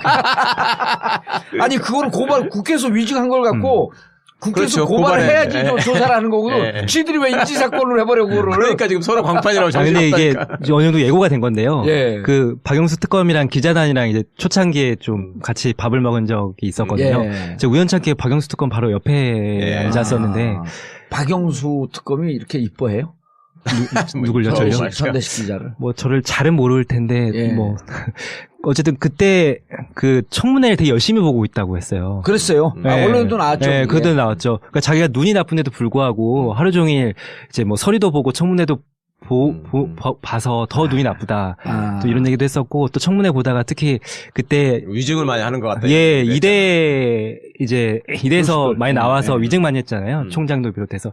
그래서 딱 그 얘기하더라고. 아니 뻔히 거짓말인 거 아는데 위증한다고. 이제 그런 거 보면은 이제 뭐 위증이나 이런 문제에 대해서 좀 민감하기도 하고. 예. 그러니까 뭐 민감한 바로 게 아니고 청문회 나온 특검에서 우리가 조사하고 저기는 강제 구인권도 그쵸. 없잖아요. 그쵸. 법적 구속력도 없고 그쵸. 강제권도 없는데 국회에서 하루 종일 생중계하면서 광파하는 게 이 사람들 지금 그런 심정일 걸. 우리가 수사하는 것을 생중계해달라 그러고. 그리고 그것도 있고 수사 기법 면에서도 사실은 효과적인 거예요. 미리 그렇게 날려가지고 야코를 죽이는 거니까 기선제압을 그쵸. 하는 거예요. 네. 야, 니네 거기서는 그래 마음껏 까불어라. 여기 와서 그럴 수 있나 보자 이거거든요 지금. 그럼 우병우도 구속시키겠네. 그럴 가능성이 높다고 보죠. 김기춘도 압수수색했잖아요. 근데 김기춘 집은 아무것도 없겠지만 이미 선전포고를 한 거거든. 네. 당신 이게 그 미꾸라지처럼 평생 빠져나왔는데 이번에 못 빠져나갈 걸. 그리고 처음에도 딱 찍었잖아요. 네. 김기춘이가 수사하기 제일 네. 힘들 것이다. 근데 압수수색 들어갔어. 의지를 보인 거 아니에요? 그렇죠. 아유 우지야. 엄청 아니 그리고 우지. 김기춘을 그렇게 뭐 구속시키거나 이렇게 하면은 이거는 뭐 이제 검사 그러니까 뭐 역사상이라고 할지 모르겠지만 예. 계속 미꾸라지처럼 빠져나갔었잖아요. 그럼 대단한 진짜 훈장을 다는 거 아니에요? 아니 김기춘? 나는 미꾸라지처럼 빠진 김기춘과 우병우 구속시키면 그리고 이 재판이 그럼 이제 특검이 2월 15일인가쯤 끝나잖아요. 2월 말, 네, 2월 말쯤 끝나잖아요. 그리고 나는 야당 후보로 대선 선언하면 나 박영수 밀 거야. 그럴 가능성은 없나? 그 정도는 아니고. 그런 건 아니야. 근데 끝까지 지켜봐야죠. 어떻게 될지. 예. 근데 사실은 특검 입장에서도 그렇게 할 수밖에 없는 게 지금 재벌들 뇌물 공여죄로 기소 못하고 네. 김기춘, 우병우 구속 기소 못하고 그러면 특검이 뭐 내세울 게 없어요. 재벌들도 다 칠 거로 그쵸. 보는 거죠 네, 지금. 뭘 하는 건데 다 나온 거 가지고 뭐 하는 거밖에 안 그쵸. 되고 자기들만의 그러니까 이게 성과를 내고 이미 싶어하거든. 검찰에서 이미 다 기소하고 했잖아요. 예. 지금 할 수 있는 게 이제 제3자 뇌물죄, 뭐 이제 그런 거밖에 대통령과 이제 기업들 삼성 위시해서 뭐 아니면 김기춘과 우병우 같은 경우는 얼마 전에 이제 검찰에서 기소도 못하고 그냥 포기했잖아요. 예. 그러니까 이 사람들밖에 안 남은 거예요. 특검이 예. 할 수 있는 건. 그럼. 우병우, 그러니까 김기춘의 구속, 그다음에 재벌, 재벌, 삼성, 구속이에요? 뭐 삼성이랑 박근혜 대통령 이것만 해주면. 네. 그다음에 또 하나가 7시간 동안 뭐 했다라는 걸 자기들이 다 밝혔다. 이게 사실은 특검한테는 큰 거지. 그러니까 조용히 데려다가 바로 그쵸. 출국 금지 시키고 막 예. 계속 나 그게 조직하잖아요. 의미가 큰 거라고 봐요. 그럼요. 예. 그러니까 딱 우리가 처음에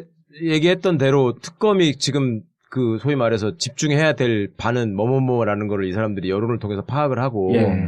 거기에 맞춰가지고 어떻게든 부응하려고 지금 한다니까요. 처음에 우리가 특검에서 밝혀야 될 것을 7시간 얘기했었잖아요. 네, 뇌물죄 얘기요. 그다음 뇌물죄 얘기했고, 김기춘, 우병우 얘기. 김기춘, 우병우 얘기했고, 예. 그다음에 저기가 있잖아요. 또 3인방. 3인방. 2명. 예, 그 정호성, 안봉근, 이재만. 안봉근, 이재만인데 안봉근, 이재만은 지금 활동하고 빠져있다. 있잖아요. 네.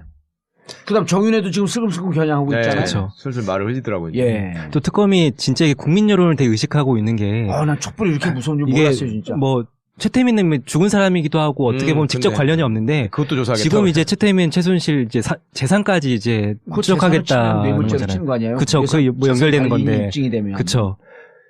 특검 박수 보내주고 싶어. 지금은 진짜 박수 쳐야 됩니다. 지금 어쨌거나. 되게 열심히 하고 있죠. 열심히 더 광을 팔아라. 박수 네. 많이 쳐주겠다. 이렇게 해야지. 뭐 하이라이트는 이제 박근혜 대통령 조사할 소환, 때인데 그렇지. 그때까지 모든 완벽한 준비를 다 하고 그냥 하겠다는 건데 이거네. 그러면은 탄핵을 먼저 할 거냐, 박근혜 대통령 조사를 먼저 할 거냐, 이 두 개 갖고 지금 신경전을 벌이고 있네. 그것도 있죠. 그러니까 헌재가 박근혜 직접 출석해라 얘기했잖아요. 예. 다 그런 심리야 말하자면. 박근혜 세우고 지들 광파려고. 그렇지. 내가 먼저 제압하는 모습을 보이겠다. 이게 크다니까요. 야, 그 법률가들의 그 유치한 본능을 이번 기회에 최대한 국민들이 활용해야 됩니다. 유치원 본능 아니에요. 좋은. 네, 그래서 박근혜를 내가 먼저 세우, 그러니까 전리품이거든, 지금. 그쵸. 촛불 전리품이 된 거야, 자기들한테 이미. 음. 말을 이렇게 해야 돼요. 멋있잖아. 아, 네. 촛불 전리품 박근혜를 누가 먼저 가져갈 거냐. 헌재가 먼저 가져갈 거냐, 아니면 특검이 가져갈 거냐. 이걸 갖고 싸움을 하고 있는 거예요. 진짜 법원은 그냥 강 건너 불구경이네요. 어디요? 그러니까 법원이 자꾸 그쵸. 쩌리가 되고 있으니까 그러니까 지금. 법원은 그러니까 니들 싸우는데 우리가 그 방송 한 번이라도 할게. 네? 네. 알겠습니다. 특검도 속력을 붙여서 네. 이제는 서로 스피드 싸움을 하고 있다. 먼저 데리고 가는 놈이 먹는 거네. 예. 네? 알겠습니다. 특검에 대한 기자들 판단은? 어떤 판단? 특검은. 그러니까 우리 처음에 우려하고 있었잖아요. 그쵸. 그리고 저렇게 하는 척하다가 용두사면에 끝나지 않을까. 이런 그쵸. 거에 대한 우려는 없나 이제? 그러니까 뭐 없고 이제 처음에 이제 박영수 특검이 뭐 이런 얘기 나왔잖아요. 뭐 이제 황교안과 같이 일하기도 했었고 뭐 네. 이제 여러 가지 김기춘하고도 뭐 하고 해서 혹시라도 이거 특검 또 이런 얘기도 있었잖아요. 뭐 국민의당이 추천했다. 그렇죠. 네. 그래서 어쨌든 박근혜 대통령이 그래서 이제 선택을 한 거다. 해서 우려가 많았는데 지금 하는 거 보면 정말 잘하고 있는 것 같고 사실 지금까지 그런 거 보면 진짜 그쵸. 기회주의자들이야. 어찌 보면. 아유, 그럼요. 역대 특검 중에 뭐 제대로 뭔가 결과를 낸 적이 그렇죠. 없었는데 네. 이번 특검은 뭔가 다를 수도 있겠다. 그리고 국민 여론이 확실히 받쳐주고 또 아주 관심을 보여주니까 이 특검 관계자들 얼마나 신나겠어요. 막 하는 대로 다 기사 나가고 막.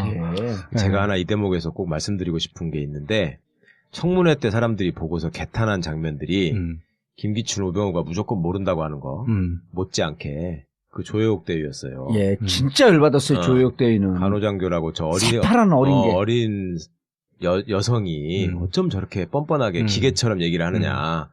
그다음에 거기 이제 뭐 감시조로 붙은 것 같은 것처럼 보이던 그 이슬비 대위 친구, 그쵸. 네. 그 선수 더 뻔뻔해. 네.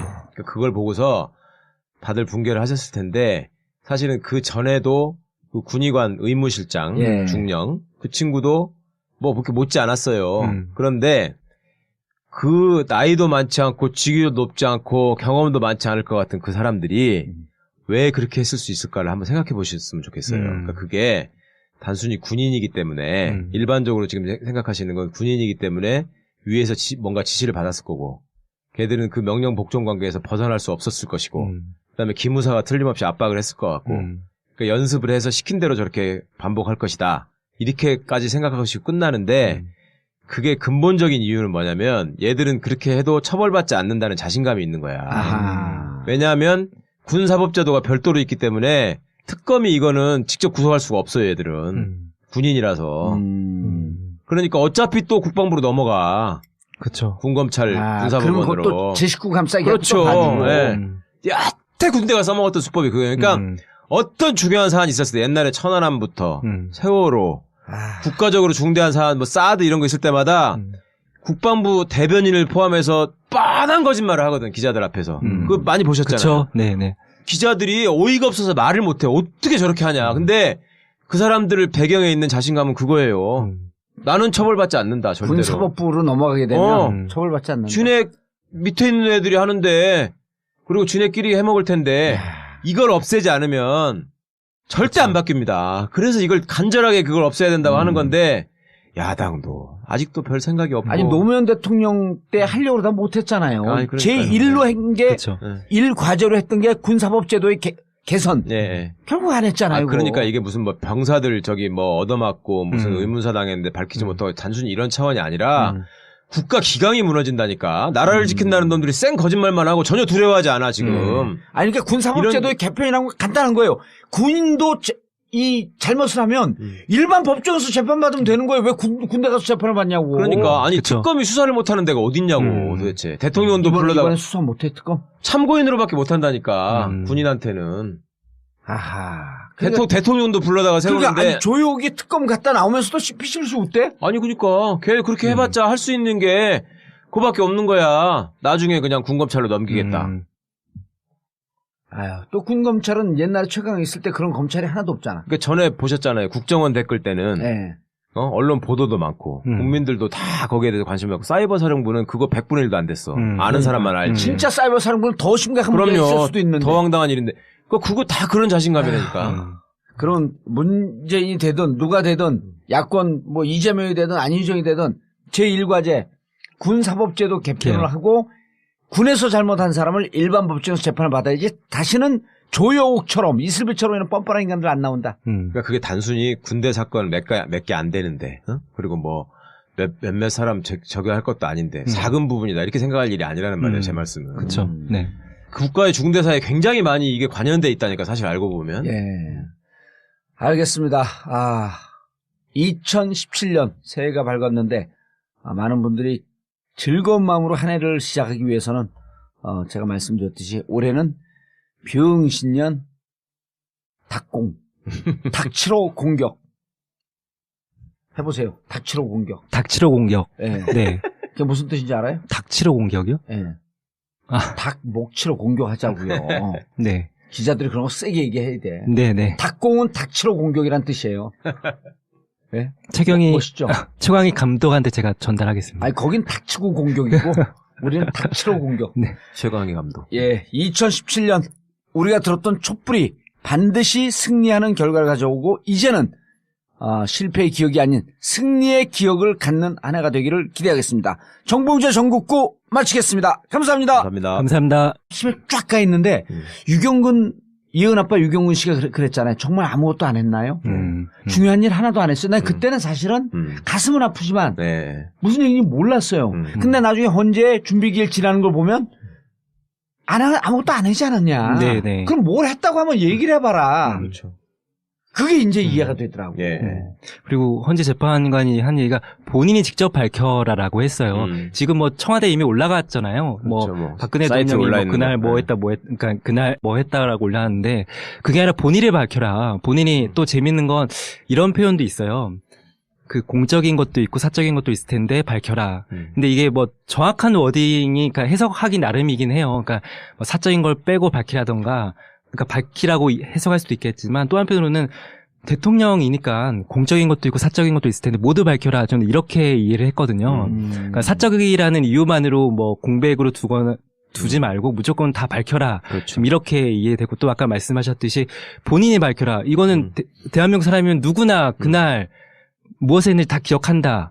특별히 너무나 특별한 날이기 때문에. 네, 그리고 박근혜 대통령 당신이 더 잘 대통령한테는 더 특별한 날이기 때문에 밝혀라. 좀 이렇게 얘기했거든요. 처음에 우려했던 것보다는 많이 네. 아닌 것 같아요. 그러니까 일단 기본적으로 주권자의 뜻이 엄중하다는 걸 이 사람들이 너무나 느끼고 있고 또 하나는 이런 상황에서 만약에 법률가라는 탈을 쓰고 억지를 쓰면서 예를 들어 재판을 진행한다거나 무례한 논리를 전개한다 그러면 네네. 이거는 법률가로서의 삶도 끝나는 것일 뿐만 아니라 자연인으로서도 그 생명이 아무 가치가 없어요. 그런 사람이 헌법재판소에 있다는 것 자체가. 그럼 뒤집어서 얘기하면 이렇게 딱 떨어지고 네. 하자가 없는데 네. 시간을 늦출 이유가 뭐가 있어요? 아니 그러니까요. 그래서 그 쟁점을 5개로 크게 정리를 했잖아요. 헌재가. 네. 그것도 상당히 중요한 부분이거든요. 그러니까 그거 원래 이렇게 5개 정리하면 시간을 끌려면 그거 다 불인정 해버려야 된다는 거 아니에요? 그렇죠. 아, 아니 지금 이제 대리인단에 다 불인정하고 있습니다. 했어요? 그러니까 사실관계 했는데, 모두를 인정하지 않겠다. 특히 그 뭐 2차 변론 기일 같은 2차 변론 준비 기일 같은 경우는 이제 이용훈 전 대법원장이 한 말까지 얘기하더라고요. 그렇죠. 예. 무슨 그 검찰 조서를 뭐 버려라 공판 이렇게 중심주의. 했다. 예. 그러니까 그건 형사재판에서 하는 거지. 이 양반들이 기본 변호사. 그렇죠. 아우, 그러니까 정말 기본이 안 돼 있어. 그러니까 기본이 안 돼 있는 거지. 검찰 조사를 다 부정하겠다. 예. 사실조회도 이제 그래서 나온 거거든요. 아니 유무죄 따지는 거는요 검찰에서 따지라는 거예요. 검찰하고 헌재 네. 그 대리인단하고. 근데 지금 헌법 위반은 검찰이 준 자료가 아니잖아요 이게.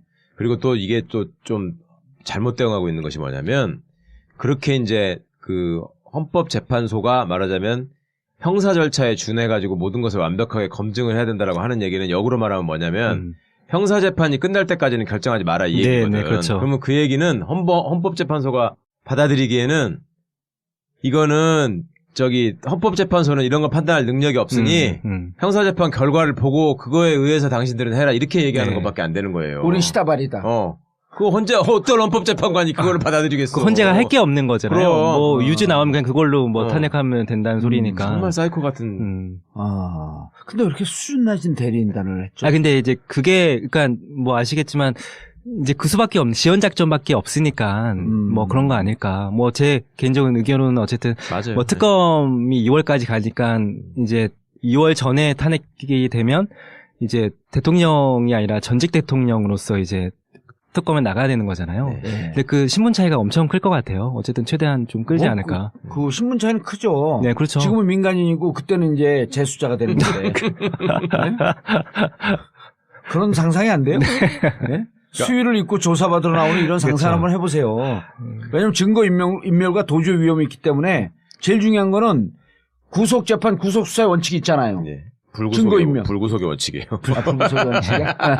무죄 추정의 무죄 추정의 원칙이죠. 원칙인데 네. 근데 증거인멸 가는 위험성이 있어. 네. 그럼 구속 아니에요. 그렇죠. 그거야 구속 사유가 되니까. 구속 사유가 되는 네. 거지. 근데 증거인멸을 지금 하려고 그러고 있잖아. 근데 또 뭐 박근혜 대통령이 또 도주의 우려는 없으니까 또 뭐. 아니야. 증거인멸이 더 크죠. 요새는 또 범죄의 중대성 때문에. 아, 그쵸. 또 예, 구속되기 맞습니다. 때문에 네네. 상관이 없는데 아까 이제 쟁점 5개가 중요하다고 말씀드렸는데 예. 이거는 소송 절차적으로는 어떤 의미가 있냐면 헌재가 네. 마음을 먹으면 한 쟁점당 한 기일 내지 2기일로 끝내버릴 수 있어요. 네네. 그렇게 정리해서 시간을 절약할 수 있는 방법이 있고 또 하나는 형사 절차를 이 사람들은 지금 염두에 두면서 저 박근혜 측 대리인단은 네네. 그러니까 증거를 다 부동의하고 그렇게 되면 증인들을 다 전원 신문해야 되는 그렇죠. 거 아니냐 이런 예. 주장을 하고 있는 것인데 네네. 지금 헌법 위반을 다루는 헌법재판소의 입장에서 사실은 필요한 증인이 박근혜, 예. 안종범, 정호성, 최순실 이거면 끝나는 이거밖에 거예요. 없어요. 네. 그거 3명만 채택을 했지. 그럼 끝이야. 네. 그거 가지고 충분히 판단할 수 있거든. 무슨 일이 벌어졌는지를. 그리고 물적 증거로 이미 지금 안종범 수첩이나 그쵸. 정호성 녹음이나 예. 이거는 그걸 뭐 부인할 수가 없기 때문에 네. 그리고 그 사람들 불러다가 물어본다는 거 아니에요. 그러면 되는 거니까. 청와대 관계자들 네. 그 핸드폰이나 이런 데서 복원시켰다잖아요. 또 다. 예. 그러니까 나왔다는 거니까. 저게 나왔잖아요. 주사 아줌마 들어가신다. 예. 이게 뭐야 이게. 주사 아줌마는 그래도 뭐 누가 저기겠다 했겠지만 기치료 아줌마는 그거 네. 진짜 누구지 상상이 안 가. 윤정추 아니에요? 윤전출이 기치료가 아니잖아요. 필라테스지. 그렇죠. 기칠 아줌마 누굴까? 그러니까 한 번도 안 나온 사람이야 기치료 아줌마는. 주사 아줌마는 나왔잖아요. 최순실이 그쵸. 거래하는 예. 그 전직 간호사 출신 뭐 이럴 수 예. 있다 이런 거잖아. 아니 근데 예를 들어갖고 기치료 아저씨 그럼 나는 벌침 아저씨. 예. 그 내부에서 네. 취재하면서 네. 그 누구요?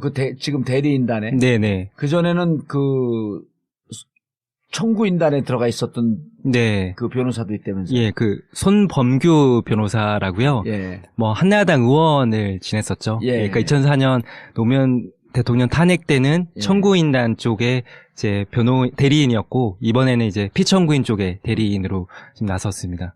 네. 그러니까 이분이 참 여러 가지 일화가 많은 분인데 진 상태이기 때문에 네. 새롭게 할 게 없다. 그 말도 좀 일리가 있는 게요. 예. 그 변론 준비 기일 때도 그 설레라는 말을 여러 번 쓰더라고요. 그러니까 2004년 설레가 있으니까 이렇게 하자, 이렇게 여러 번 얘기했거든요. 그러니까 만약에 이런 설레가 없다면 그걸 논의하고 시간이 걸렸을 텐데 이제 설레가 있다 보니까 거기에 균형하면 되는 거잖아요.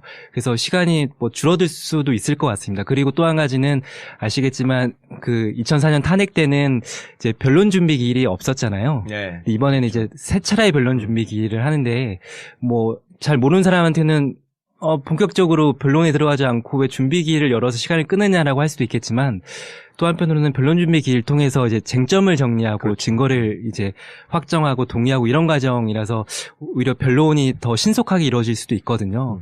그렇게 보면 말씀하신 대로 좀 더 신속하게 이루어질 수는 있을 것 같고 또 그 첫 번째 변론 준비 기일 때 저 깜짝 놀랐는데요. 그 헌재 재판관이 그런 말을 해도 되는지 모르겠지만 그 나라가 되게 혼란하다. 대통령 권한 대행이 이제 하고 있지만 나라가 혼란하기 때문에 좀 신속하게 그 심리를 진행하겠다 이렇게 얘기를 하더라고요. 예. 이제 그런 거 보면 이제 말씀하셨던 대로 좀 신속하게 진행은 될 것 같습니다. 제가 1월설을 계속 버리지 않는 이유는 지금 우리 성 기자님 말씀하신 것처럼 헌법재판관들의 의지가 일단 저는 제일 강하다. 네네. 그다음에 무엇보다도 헌법재판소장이 임기 만료를 눈앞에 두고 있기 때문에 네. 제일 의지가 강하다. 네. 그리고 헌법재판소장이 헌법학 연구자들을 상대로 그 기일을 1월 말까지 끝냈을 때 생길 수 있는 문제가 없느냐라는 거를 물어봤다는 것까지 제가 들었어요. 네, 그렇다면 네. 이 양반은 보도는 안 됐나요? 예, 뭐 일부 약간 그런 뉘앙스로 보도가 된 것까지 봤는데 이분은 제 느낌에는 저기 지금 설이 1월 말이잖아요. 그렇죠. 1월 27일부터 7일부터, 예. 시작하죠. 그러니까 저는 적어도 1월 26일까지는 본인이 소장으로 있으면서 국민들에게 설에 가가지고 헌법재판소가 이렇게 공정하고 신속하게 재판을 진행해서 이거는 탄핵이 파면으로 결론날 수밖에 없겠구나 라는 얘기를 분명히 남겨주고 싶어 할 것 같아요. 그리고 성 기자님 지적하신 것처럼 준비기일을 지금 굉장히 밀도 있게 하고 있기 때문에 네. 그 단계에서 지금 쟁점이 될 것들은 다 정리가 될 것이고 또 그 상황에서 대통령 대리인단이 취할 수 있는 방식은 이걸 최대한 시간을 끄는 것밖에 없는데 네. 이거는 기본적으로 모순인 것이 잘못한 게 없는 사람이 시간을 끌어야 될 이유는 없거든요. 그러니까 잘못한 그렇죠. 게 없다고 주장하면서 시간을 끈다는 거는 잘못한 게 많다는 자백밖에 안 되기 때문에 네네. 헌법재판관들 입장에서는 얼마든지 그거를 잘라낼 수 있어요. 그리고 기일을 지금 지난번 노무현 대통령 탄핵 심판 때처럼 하지 않고 일주일에 2번, 3번을 넣을 수도 있다는 얘기가 나오거든요. 네네. 그럼 그렇게만 되면 횟수로 보나 뭐 쟁점 정리 사원에서 보나 그리고 이제 노 대통령 때는 기각을 해야 되니까 네. 여러 쟁점에 대해서 다 살펴야 되지만 인용을 하는 상황에서는 뭐 꼭 그렇게 하지 않아도 되기 때문에 네. 저는 1월 말 가능성을 절대 포기하지 않겠습니다. 이게요, 나는, 물론 같이 방송을 해서 그런 건 아닌데, 네. 처음에 우리가 1월 말설을, 사실 우리 이외에는 거의 얘기를 안 우리가 했어요. 제일 먼저 했어요, 그거 네, 진짜야. 네. 우리가 제일 먼저 얘기했는데, 2017년, 정윤연이 밝았습니다. 오늘 함께 하실 분, 최강욱 변호사. 안녕하세요, 최강욱입니다. 예. 최 변호사님. 네. 우리 전국구 팬들한테 한 말씀 하세요. 새해를 맞이해서 1월이 가기 전에 탄핵 결정이 나올 거라고 제가 계속 지금 밀고 있습니다. 예. 조금만 더 지지를 보태주시면 될 것 같습니다. 자, 그런데, 네. 이제, 올해, 네. 헌재 얘기를 해야 되잖아요. 예. 예. 지난해 말까지 그 3차 네. 준비심리 다 끝났고요. 예. 내일이면 이제 1차 심판기일이에요. 1차 변론 1차 기일이 변론기일. 잡혔죠. 예. 예. 네. 뭔가 좀 내용이 있나요? 어떤 내용 말씀하시는 거죠? 일단 1월에 끝나야 안 끝나요? 그 얘기서부터. 저는 끝나기 어렵다고 생각하면서 최강욱 오. 변호사와는 좀 생각이 좀 다른데요. 그럼 방송 끝내야겠는데 올해 1월에 끝내지 않을 거라고 예상하는 사람들하고는 안 노는데. 아니, 뭐 우리 또 끝내라고 밀고 있다는 거지. 꼭 그러니까 끝난다는 건 그렇죠. 아니요. 네. 예. 네. 그렇다고 그 1월에 또 안 끝나면 방송 접어야 되는 거죠. 같이. 아니요. 그럼 우리 1월은 그 2018년 1월이었다. 아니, 근데 네. 1월에 끝날 거라고 보는 관측은 소수인가요? 거의 없나? 아니 뭐 있긴 있는데요. 그러니까 예. 제가 1월에 끝나기 어렵다고 생각하는 이유는 이제 그 2004년 그러니까 유일한 선례와 비교해서 그렇다는 겁니다. 예. 뭐 이번 탄핵 심판과 관련해서 여러 가지 의견들은 뭐 낼 수 있는데요. 그러니까 2004년에 보면 그 이제 3월 30일부터 4월 30일까지 그러니까 한 달 동안 예. 7번의 변론을 거쳐서 예. 그리고 2주 뒤인 5월 14일 날 선고가 내려졌습니다. 예. 그러니까 변론은 총 한 달이 이루어진 거죠. 변론만 보자면. 예. 네. 그러면 그거를 그대로 이번에 똑같은 기간이 걸린다고 하면 이번에도 한 달이 걸린다고 하면 이제 1월 3일부터 2월 3일까지라는 거죠. 예. 뭐 이제 결정문을 쓰는데 저번에는 2주가 걸렸는데 이번에 일주일이 걸린다고 하더라도 2월 초 빠르면 2월 초다 예. 이렇게 좀 저는 보는 거죠. 2월 9일이면요. 네. 2월 9일이면 정확하게 네. 탄핵된 날서부터 탄핵되고 63일이 걸렸잖아요. 노무현 대통령이. 네네. 2월 9일이면 2월 9일이 정확히 2달 되는 거죠. 63일인가 2달 되는 날이에요. 2월 9일이면. 네네. 그래서 2월 9일서부터 2월 14일, 네. 60일서부터 65일 사이 이렇게 보는 학설도 꽤 있더라고요. 주장하는 사람들도. 근데 나는 네. 제가 들은 정보에 따르면 나는 네. 1월 30일 서로 밀고 싶어요. 가장 믿을 만한 게 주의 정보 떠나서 네. 이런 얘기는 앞지다. 뭐냐면 노무현 대통령 때 네. 그때는 이 철을 만들고 그래갖고 주조를 했다는 거예요. 주조. 네. 딱딱 이렇게 그릇을 찍어낼 수 있는 네. 철판을 만든 거예요. 네. 프레임을. 네. 그 프레임을 만들기 때문에 시간이 오래 걸리고 앞으로 이런 문제에 있어서 헌재는 어떻게 할 것인가라고 하는 도자기로 얘기하면 도자기를 찍을 판을 만들어 놓은 거예요. 네네. 이미 딱 만들어 놨기 때문에 지금은 흙만 부으면 도자기가 딱딱 나오게 돼 있는 완벽히 만들어 점점 시간이 지나면서 1차, 2차, 3차 준비기를 보면서 사람들이 이게 마인드가 바뀐 사람들이 있어요. 네네. 그리고 헌법학 전문하는 교수 예.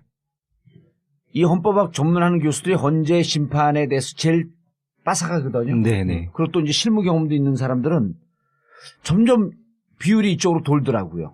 1월 말 설로. 네네. 그리고 이게 농담을 이렇게 얘기하는 사람들까지 있어요. 온 국민에게 얼마나 큰 선물이냐. 그렇죠. 두 번째, 실제 경제가. 네. 그러니까 이분들이 헌재의 탄핵 심판.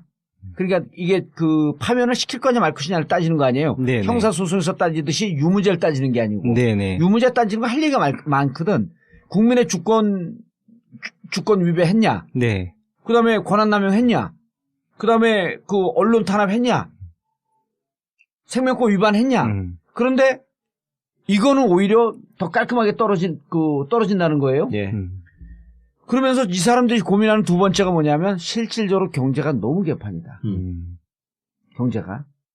그래서 국정 중단에 대해서 가장 깊게 책임져야 될 곳이 헌재이기 때문에 이 부분에 대해서는 우리가 헌법을 따지는 것도 따지지만 지금 이 국가 상황에 대해서 고민을 해야 된다. 네. 근데 그 얘기를 했다는 거 아니에요, 헌재에서. 그렇죠. 그 1차 변론 기일 때 바로 예, 그 얘기를 하더라고요. 준비기일에서 사실은 헌재가 많은 의지를 보였죠. 네. 그래서 사실은 좀 더 빨라지겠구나 생각하는 네. 사람들이 늘어난 거지. 증언 증거 막 기각 해버린 거 아니에요. 그 신속한 것도 있겠지만 지금 말씀하셨듯이 이게 누가 보더라도 헌재 재판관들이 그 박근혜 대통령 쪽 대리인들한테 우호적이지 않구나라는 걸 여러 번 느꼈습니다. 뭐 대표적으로 이제 세월호 7시간에 대해서도 그랬고요. 2차 이제 변론 준비 기일 때 같은 경우는 이제 대통령 쪽 대리인들의 이제 들고 나온 것 중에 하나가 이 절차적으로 문제다. 탄핵할 때 이제 법제사법위원회에 회부시켜서 조사를 하게 해야 되는데 조사를 하지 않았다. 뭐 비롯해서 여러 가지 절차적 문제를 거론했거든요. 그러니까 본안 들어가기 전에 절차적 문제를 시간 끌어보자 이건데 바로 잘라버리더라고요. 근데 이제 거기에서는 이제 법무부 의견서가 되게 중요하긴 했는데 이제 그런 거 보니까 확실히 이제 헌재 재판관들이 저울 추는 기운 것 같죠. 그렇게 그러니까 느껴지는 거예요. 박근혜 네. 정부의 법무부가 지금 탄핵 네. 사유가 인정된다고 지금 의견서를 냈거든. 네네. 그리고 또 하나가 아까 말씀하신 잠깐 언급했지만 세월호 7시간 문제에 대해서 헌재가 단호하게 나갔다라는 말씀이 네. 그거잖아요. 온 국민이 다 그날 자기가 뭐 했는지를 기억한다. 네. 어? 네. 그날 뭐 했는지 상세하게 밝혀라. 이거 네. 한 얘기한 부분 때문에 그렇죠. 그렇잖아. 네. 네. 그러니까 그거는요 또 법률적으로는 중요한 게 뭐냐면 그거는 예를 들어서 세월호 7시간이 공백으로 남아있다는 것 자체가 탄핵 사유예요, 지금. 그러니까, 그거를 일일이 다 밝히는 거는 저쪽에 그냥 의무일 뿐이지, 예, 맞아요. 밝히거나 말거나, 그거는 그냥 이미 나와 있는 확정된 사실이야. 나는 하우영 기자가 그 얘기할 때 이해를 못 했거든. 예. 유경, 그러니까 가장 절실한 사람이 누구냐면 그 세월호 유가족들인데, 네. 이분들은 논리와 철학이 필요 없이 이 사태, 이 참사의